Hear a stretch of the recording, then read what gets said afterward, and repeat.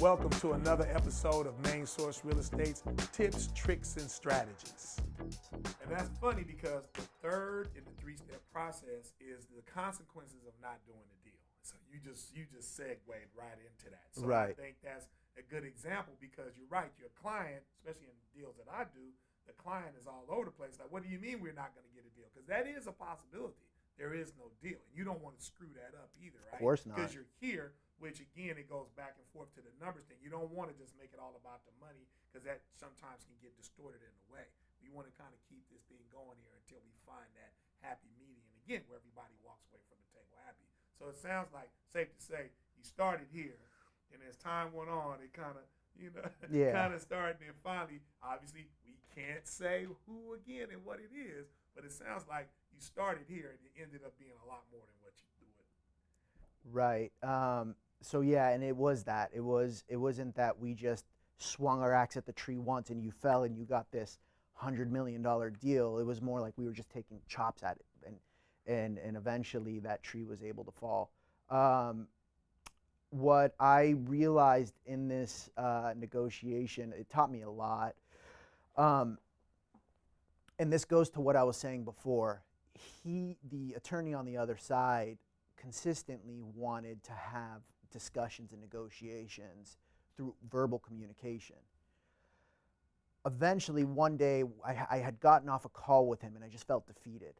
He had totally just whipped me on that conversation. I would ask him a question, he would shut me down.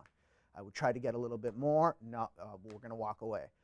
So I just felt defeated, and I started going back to brainstorming, right? We talked about brainstorming, and it's a process you're always going to do. Be organized before every call. Think about every possible scenario that could be there and prepare yourself for what your reaction is going to be to it.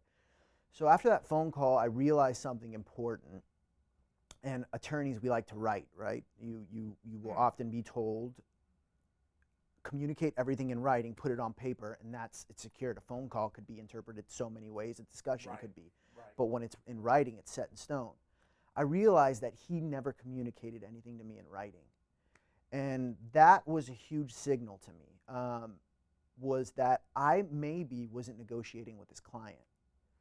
I was negotiating with him. His client, let's say, gave him $100 million to close this deal. Right. He's going to try to negotiate it and close the deal at $5 million and say, you gave me $100 million, here's 95 back. Right. I'm the best attorney you could ever dream of. Exactly. And I said, what we need to do is we need to get out of this attorney and communicate directly to the client. The California Professional Rules of Attorney Conduct, which applies to an attorney-client relationship as well, requires any significant settlement offers, whether it's a claim or a negotiation such as this, be communicated to the client. So the attorney gets an offer from the other party, you have to communicate that offer to your client. Right.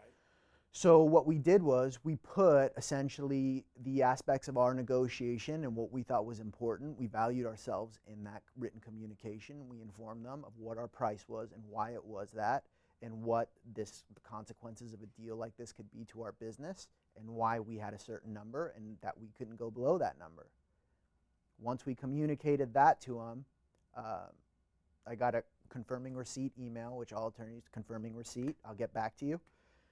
And within a few days, the deal was agreed upon, the terms were agreed upon, and I think that's what closed it. In hindsight, did we potentially leave money on the table? 100%.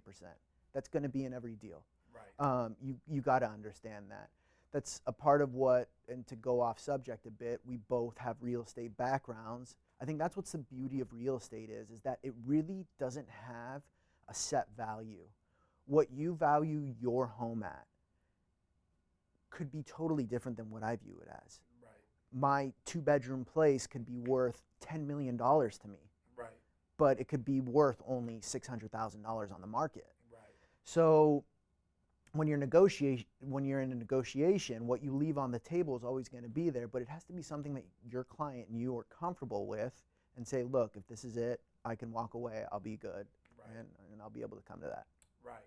And that's something that I use in pretty much all my deals. Is I'm very, very realistic when I talk to my clients, because I want them to understand. Look, I know you see this, right? But you're probably more here. And what happens is one thing is you want to compare apples to apples, not apples to oranges. Right. And sometimes when your clients, they, like you said earlier, they get emotional, so they're comparing their spoiled apple to the new shiny orange down the street. It's like, nah, let's stay right here. There are some agents who like to tell people what they want to hear. Right. I don't do that. I never do that. So unfortunately, I'm probably a little too realistic, and I probably lose some clients because of that. But it saves a lot of time. But it also, that's your job, to get your client or keep them in a space where they can negotiate and you actually can get them the proper deal. So it sounds like that's really a lot, like some of the techniques and examples that you use, because I'm sure, to think about it, they're safe to say they were a mom and pop company. And all of a sudden you have somebody offering them, multi six figures to try to, I just want to buy your name. I don't want your business. I don't want anything. I just want your trademark and your name. And it sounds like it helped turn this company around. It gave them a fusion that they can take this company to another level. Is that about right? It's at 100% accurate. So a part of what they were, the business structure of their entity was, they were Meta Threads, and they created apparel. They serviced clients who needed apparel, merchandise. We also did accessories, hardware, mouse, keypads. We would design all of that for our clients, and they would also create that for themselves. Once that happened, they were able to say, look, we're secure enough, we can start to make transitions in our structure of our business, and now we don't need to be a business in this entity representing .x as a seller, but rather we want to service clients, and we want to take care of our clients. We want to be a full service. You come to us and you need merchandise, you need apparel sold, we'll do it from beginning to end. We'll start with design, we'll go to manufacturing, we'll go to production, and eventually we'll go to customer service and sales and marketing, and go through those channels. So yeah, once you are in a situation where you close a deal, now different opportunities arise, and you have to be able to digest those and see what is going to be in your best interest. See, that's a great example of I communicate that to my clients. Sometimes my clients, they inherit a property and they get stuck on, this was grandma's house, this was our family house, and they get stuck there. And I get it. There was a lot of blood, sweat, and tears put into this property, so you get this emotional attachment to it. But one thing that's significant is you don't lose that. Those memories never go anywhere. But what you can do on the tangible, not in the metaverse, but on the reality side, you can take this asset, this equity, and you can take that and go make it grow. You can take it beyond and go from this one property. Maybe you can take this money and now we can buy 2 or 3 or 4. You just keep going. So it sounds like, again, this is not technically a real estate deal, but they were able to take this asset that they have and now reinvest that. I'm sure they have some cool vacations after all that, but take this money or this infusion of resources and now grow. So on that note, man, I would love to see the operations. That's something we can go take a look at? Absolutely. Man, that's what I'm talking about. Man, thanks, man, for taking the time. It's always a pleasure. Let's go check it out. Thank you. Thanks.